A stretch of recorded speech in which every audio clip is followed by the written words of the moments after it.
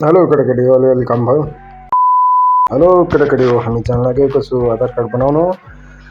आधार card बनाउन दिएको चाहिँ 8-9 महिना भइसक्यो तर पनि भएको छैन। फेरि जान लागेको छ हामी। म्याप हेरेर यता टक्क बढेर 1.5 घन्टा लाग्ने भनेको छ है। यस्तो जान लाग्छौँ। पेट्रोल सकिएर पेट्रोल भरायौँ अनि पेट्रोल भराइसकेपछि हामी फुल रफ्तारमा निस्किहाल्यौँ। फुल रफ्तारमा निस्किँदाखेरि पुरै हाइवेमा हो 180 को स्पिडमा पुरै दामी मजा लिँदै गयो। तर जाँदाखेरि चाहिँ त्यति मजा आएन हैन।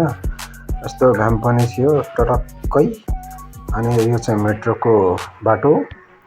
अनि यता हल्का थकाइ मार्यो, पानी सानी खायौँ अनि हल्का पछि पुगेर यता कार्ड सार्ड बनायो। अब हेरौँ 1 महिना पछि भनिरहेछ। कार्ड सार्ड बनाइसकेपछि हामी त्यहाँबाट रिटर्न निस्किहाल्यौँ। निस्केर नास्ता खायौँ अनि घरमा पुग्यौँ। फेरि आएर गएर काम गरेर आएर घरमा 4:30 बजे पुगिसकेका छौँ। हामी 1 बजे पुग्यौँ 2:30 बजे। त्यहाँबाट 3 बजे निक्लेका हौँ, 4:30 बजे यहाँ पुग्यौँ। अब बनाएको त छ है, हुन्छ भन्दछ। 1 महिना पछि थाहा हुने हो हैन। आजको भिडियो यति। Okay by by. यहाँ पछि काममा जानु छ।